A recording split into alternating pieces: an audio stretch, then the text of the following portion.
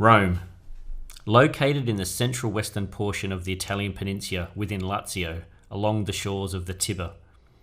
The metropolitan city of Rome has a population of 4.3 million people, making it the most populous metropolitan city in Italy. Also known as Caput Mundi, translation, capital of the world. The smallest country in the world, Vatican City, is an independent country inside the city boundaries of Rome and is the only example of a country within a city. For this reason, Rome is sometimes defined as the capital of two states. That's Rome now. Do you want to hear a story about ancient Rome? Will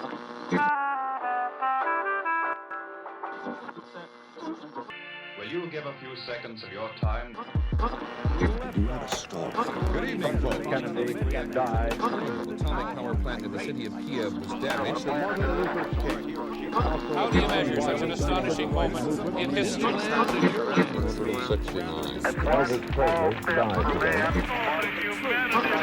The energy crisis. Who were gathered at St. Peter's Square in the Vatican today. You want to hear my story?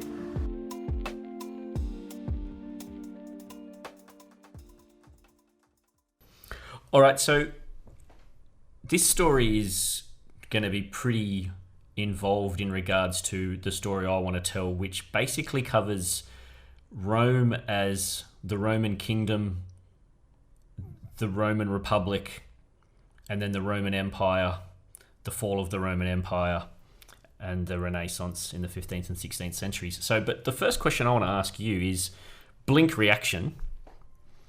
When I mention the city Rome, what are your first thoughts? Like, what comes to mind when someone mentions Rome as a city? Probably either the ruins or the Vatican. It's interesting because it's one of those cities, which is why I thought it'd be a good story to tell, that it garners that reaction when people talk about it. The history and the, I guess, Rome's place in the world does have that, like, that mystique behind it, because it's obviously it's pretty important when it comes to the way the world was run and you know, the power that ancient Rome had. And to be Roman back in the day wasn't just you were from the city of Rome, it was basically you're in charge. So in doing my research, I did this story pretty much because in terms of history, I think there's so much that the people of today, if you don't know about ancient Rome, if you didn't study it in school, you probably wouldn't know a lot of what I'm going to tell you in this story. And when I was doing the research to this story, I didn't know a lot.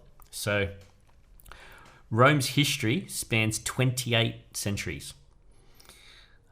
I'll tell you now, the funny thing I found when I was doing my research is whenever I see the words BC, when they talk about years, as an atheist, it always reminds me that life did exist before Jesus Christ. But that's a story potentially for another day.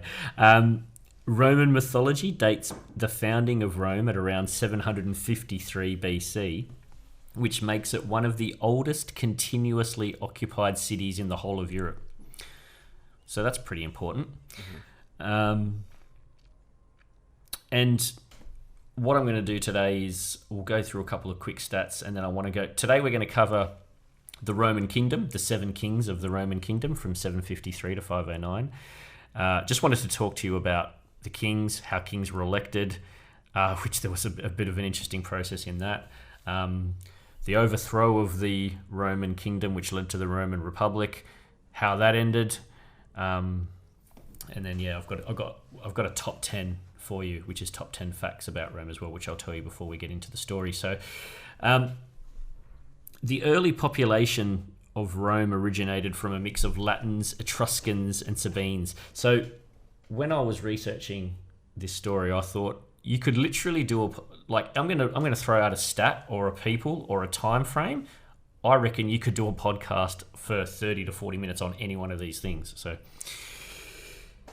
the city eventually became the capital of the Roman kingdom, the Roman Republic, and the Roman Empire. So that's obviously where it was all centralized.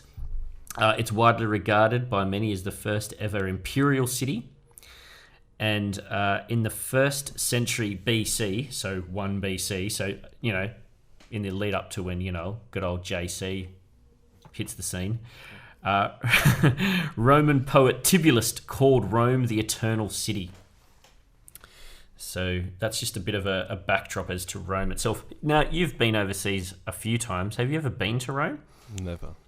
No, neither have I. And I'd have to say, whenever I draw my list up of places I want to visit around the world, whenever they let us on an aeroplane again, I'd have to say Rome is probably, it's got to be in my top 5 cities that I want to visit, just based on the history and, go to the Colosseum and go to a few of the ancient places and that kind of stuff as well. Are you a Europe man, or are you someone that's intrigued by Europe and all that kind of stuff? Well, I think, and to your earlier point, when you talk about history, I mean, between Rome and Egypt, they're probably the first 2 that would spring to mind when you think of that old timeline. It's not something that I'm super accustomed to here in Australia. Mm-hmm. I'm not thinking, I think Egypt, for example, was like 3000 BC. Mm-hmm. I couldn't really tell you much about what was happening in Australia 5,000 years ago. No, that's right. So yeah, I think to answer your question, I would love to see one day something that stood 3,000 years ago and still standing today. Yeah, see, that's the beauty of Europe, isn't it? They've got, and Rome is just an example, but you could pick out 10 examples of places in Europe, and some of which aren't even the ones that would immediately come to mind, which would probably have 1,000, 2,000, 3,000 years of history, and to be able to tell a story. So before I get into the Roman kingdom and the 7 kings and how they were all elected, because I think that in itself is actually an interesting story, I want to give you the top 10 facts that I found out about Rome in doing this research, in no particular order. So the first one is, the Romans had built a road network 53,000 miles by the early 4th century. So think about how long it takes us to build a freeway now in the year 2020. By the 4th century, they'd built 53,000 miles of road, probably because they didn't have to put in any planning permission and get governments to fund it. They probably just started building it. Each Roman mile was about 4,800 feet and was marked by a milestone, and that gives birth to the saying, all roads lead to Rome. Yeah, right. Okay. So there you go. I love whenever someone has a saying. That'll be another podcast. The etymology of sayings. I'm always asking those questions. The second fact: in ancient Rome, only free-born men were allowed to wear togas, a sign of Roman citizenship. Women wore stolas, a female version of the toga made from linen. So that was the second fact. I do feel like I've heard that about what men were allowed to wear. Yeah. Exactly right. So Jon Snow probably wouldn't have been allowed to wear that because he was a bastard. So yeah, of course. Yeah, he would have been, shunned to the back stalls. Do you know what the mascot of Rome is? I can't say I do. The mascot of Rome is a she-wolf that cared for brothers Romulus and Remus, the mythological founders of Rome. So it's a she-wolf. Right. There you go. Do you know what year Rome became the capital city of the unified Italy? No. 1870. Do you know what the city was that they took the title from? I feel like I'm going to be saying no a lot. That's all right. You never know. The city that was the capital of Italy was Florence before Rome became the capital in the unified 1870. Okay. I love this fact. Law in Rome allows cats to live without disruption in the place they were born. Wild cats can be climbing the walls of the Colosseum and sleeping among the ruins of the Forum. So you can't come in and go, let's fucking get these cats out of here. Yeah, right. Women in ancient Rome dyed their hair with goat fat and beechwood ashes.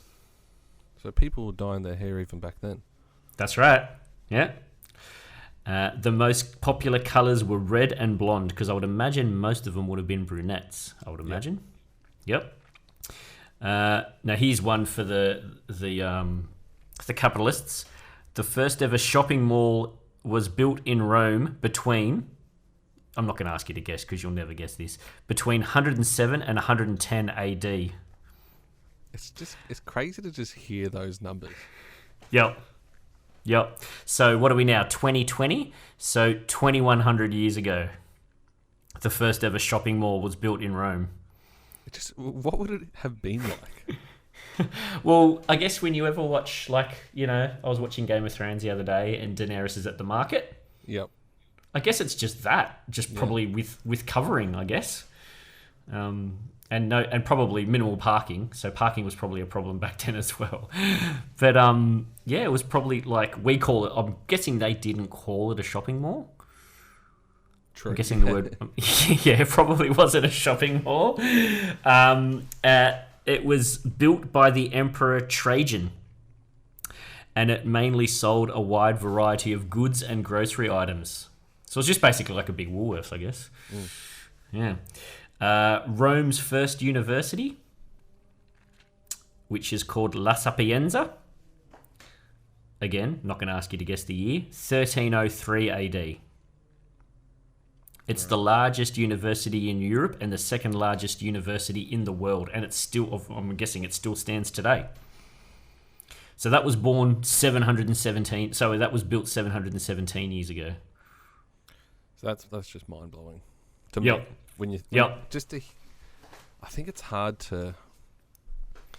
It really is hard to picture those type of numbers and people walking around back then. For me.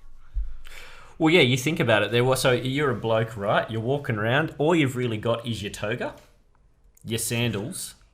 You've probably, I don't know how they would have carried their gold or silver around, because that back then it was still the gold standard. They weren't just printing their own money like we are now. But literally, that's all you had to do. You walked around in your toga, your sandals. There probably would have been alcohol for those who liked that. There probably would have been, you sit around and you have, I don't know what coffee was, what you drank back then if you weren't an alcoholic. But you ate, you met, you went home. You however had a job as a labourer or a carpenter, or you were a politician, or you were a senator, or one of those things. Life was simple. It does sound nice. It does, doesn't it? It does. I'm up for a bit of imperial rule. Bring it back. You'll like this one. Rome has a museum dedicated entirely to pasta. See, they're the important things. That's right.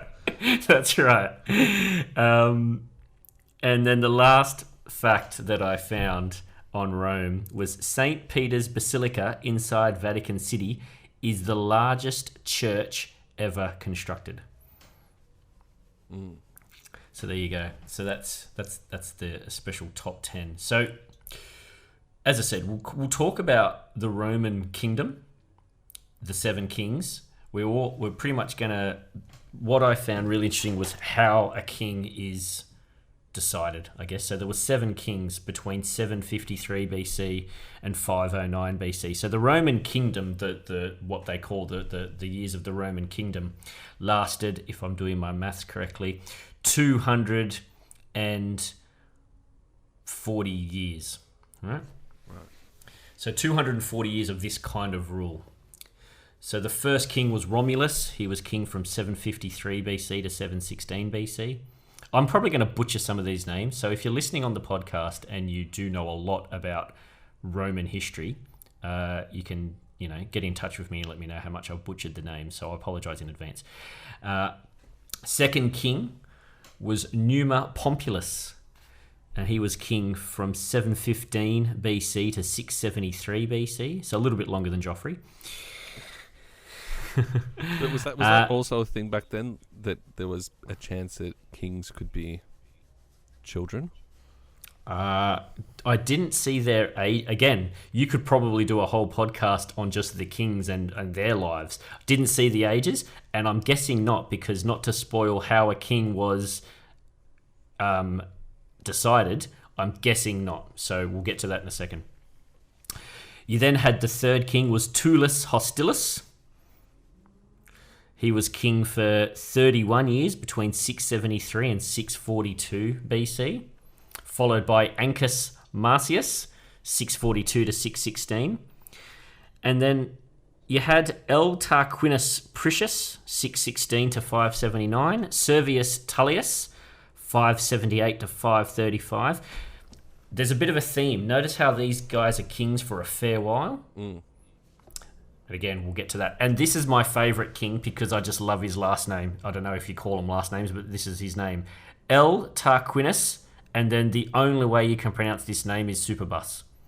What is it? Superbus? Literally the word Superbus. Superbus. Now, maybe it was Superbus, but I'm calling him Superbus. And he was king from 535 BC to 509 BC, which is when the Roman kingdom was overthrown, which then became the Roman Republic. So this is some stats about these kings. Kings were elected by people, and we're going to get to how they're elected by the people, to rule for life. So once you're king, that's it. You're king until you're dead. Yeah, so it's no 2 terms or 1 term or, elections every 3 years or anything like that. It's and again, there's a pretty complicated and thorough structure that they went through. But once you name the king of the Roman kingdom, you're king for life. Now, this is interesting. This is what I thought was really key. None of the kings relied on military forces to gain or keep the throne. So it wasn't a form of conquest. Then listen to this. There's a few world leaders around today who would like to have been king back in these times, and you'll probably get this when I read out. The king of the Roman kingdom was invested with supreme military, executive, and judicial authority through the use of what they called Imperium. So once you give an Imperium, you're it. There was no one's fucking... No approval process. It was just, you say jump... And you've got 40,000, soldiers out there jumping. Basically, not just soldiers, just anything. Now, this use of Imperium was granted to the king by the Comitia Curiatia, with the passing of Lex Curiata de Imperio. So I'm guessing that's the process by which the use of Imperium is granted to the king. This use of Imperium protected him from ever being brought to trial for all his actions. So you're right, they would absolutely love it today. So if you wanted to ban TikTok, you just ban TikTok. No one's crossing you. In today's day and age, it's scary to think of something like that. So this is one of my thoughts. We're actually got some world leaders who think it is the Roman kingdom, I reckon.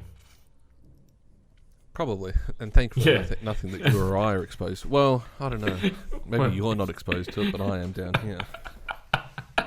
What is it? The People's Democratic Republic of Victoria, they're calling it? That's how it feels. Ooh, That's how it feels. The ultimate executive power, and I love this phrase, this is what you want on your resume: unchecked military authority as commander-in-chief of all of Rome's legions. Again, Unchecked it just military sounds authority.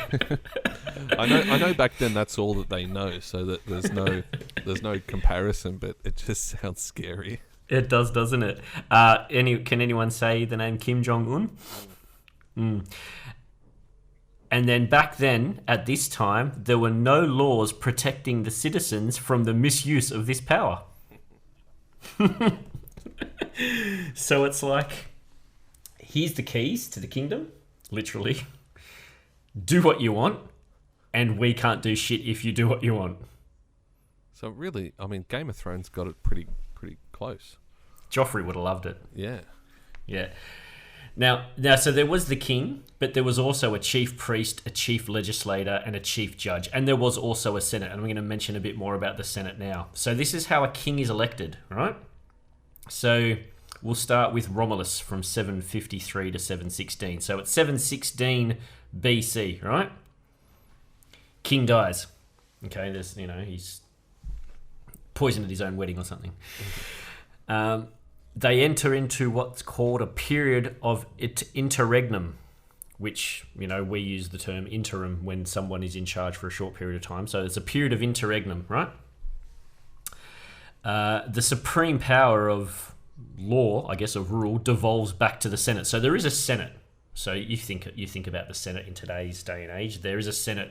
And so what happens now is the Senate has to assemble, and it has to appoint one of its senators to the position of what they call the interrex. So this guy, and mind you, spoiler alert, it's all men here. There's no women. Sorry, Jacinda Ardern. There's no women at all in the way this is run.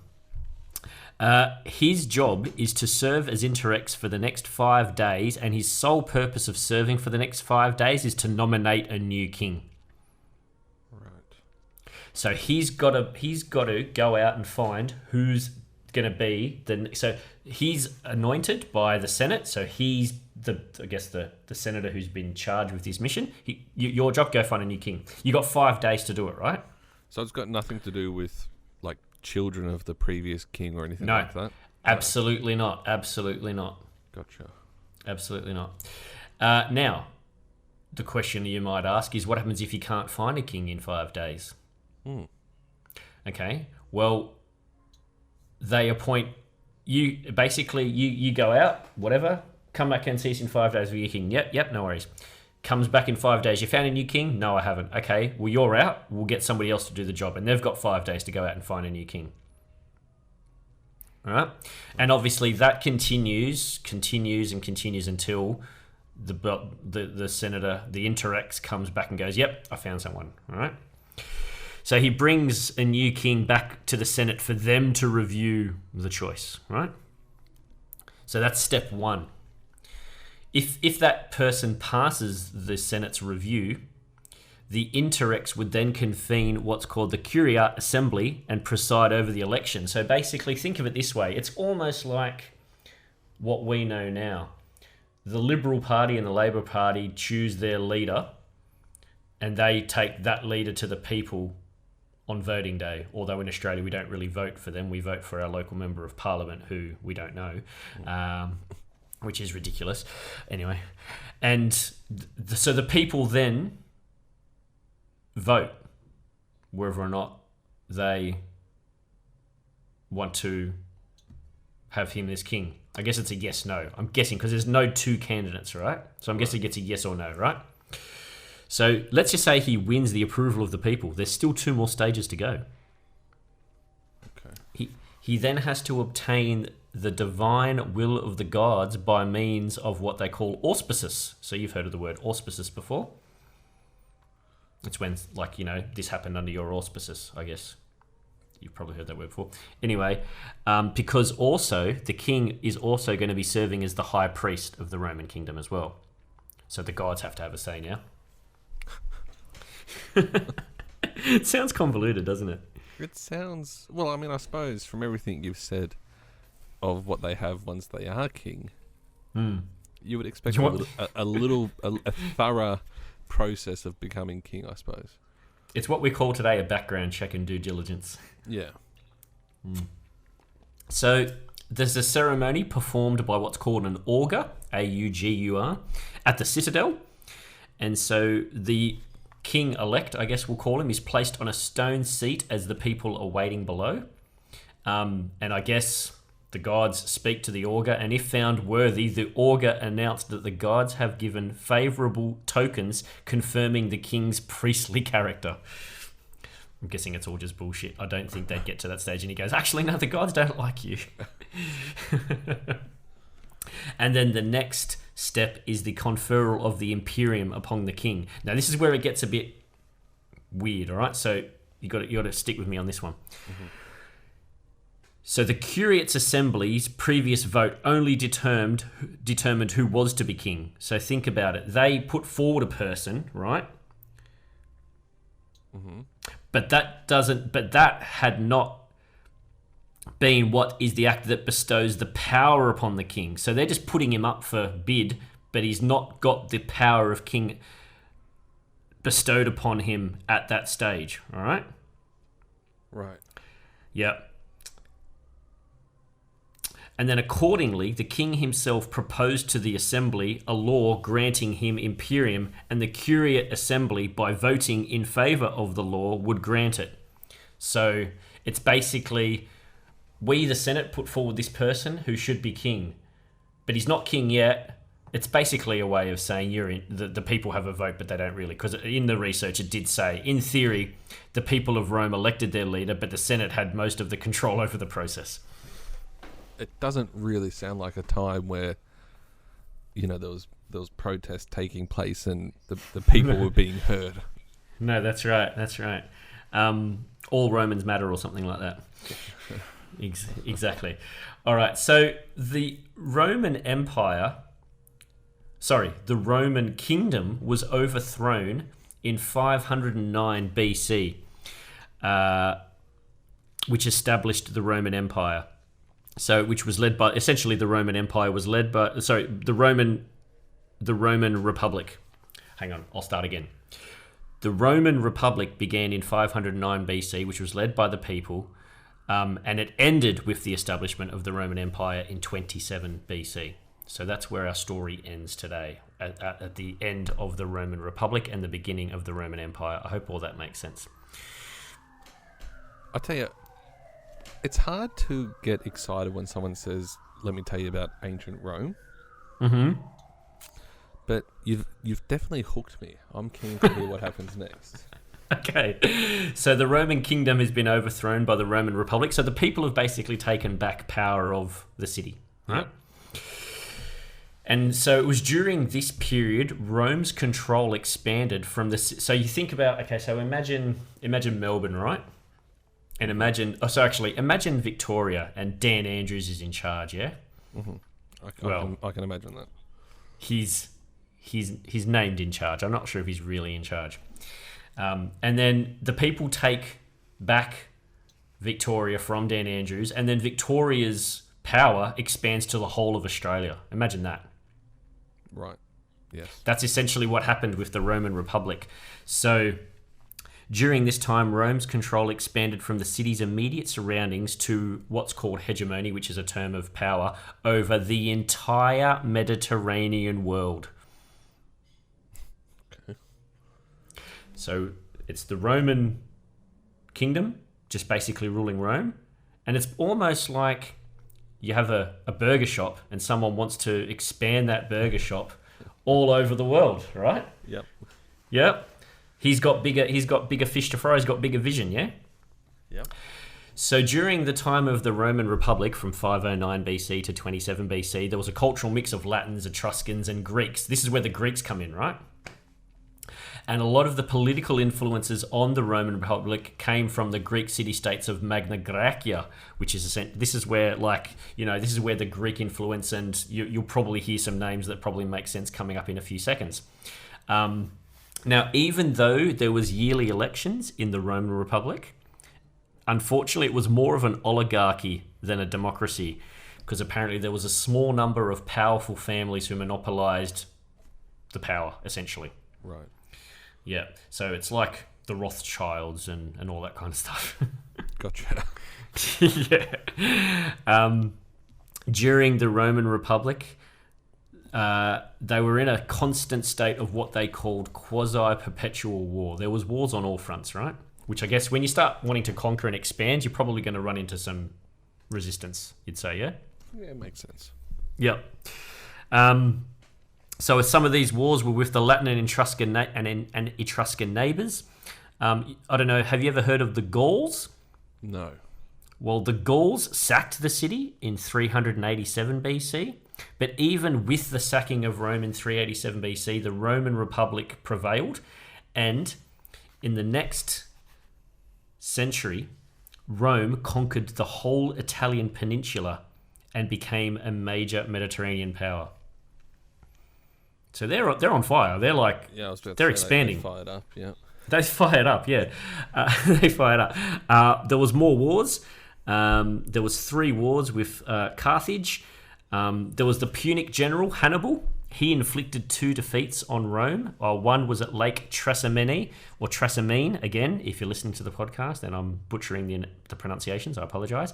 Hannibal beat them twice, but they prevailed because enter Scipio Africanus. I wonder where he was from. There was a big battle called the Battle of Zama in 202 BC, and then Rome's gone, you know what, we're in trouble for a while there, but fuck you, we're winning, and that's it.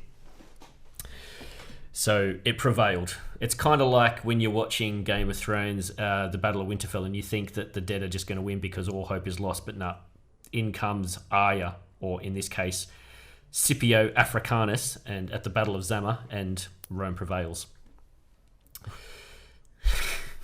I'm using a lot of Game of Thrones analogies because when I think of ancient Rome, I don't know if you think of... Like, you've probably watched some ancient Rome movies, yeah? And there's a lot of similarities between things like Game of Thrones and the way the ancient Romans and the Greeks and all that used to do business, no? Yeah, I would agree with that. Well, as far as I know, yeah. Exactly, from all reports.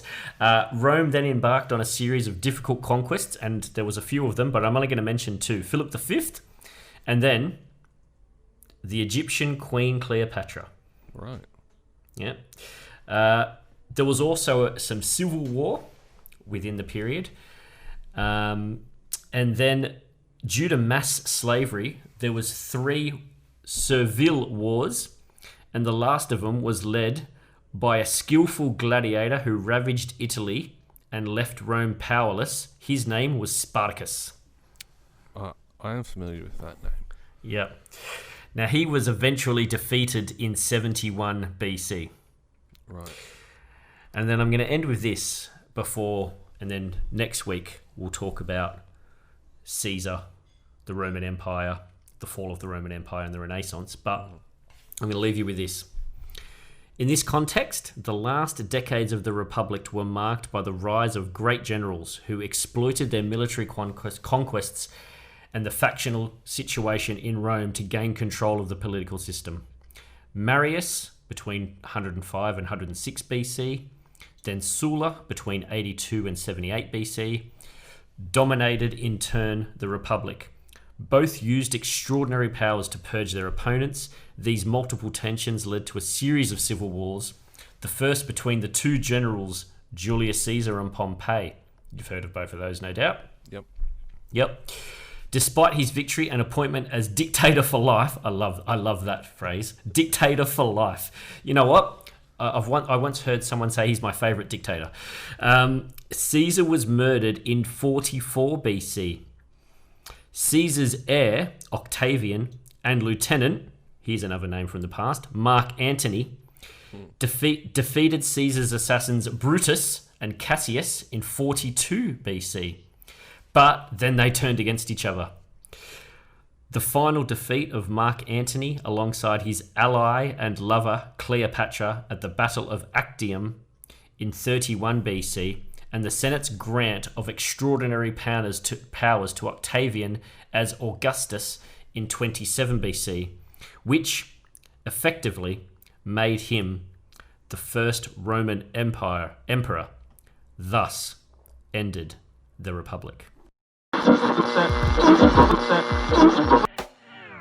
now, folks, it's time to say Thanks again for dropping in. We hope you'll make this a weekly visit. Bring the family. Hope you enjoy the evening as much as we've enjoyed Please having drive you home here. carefully and come back again soon. Good night. Good night now.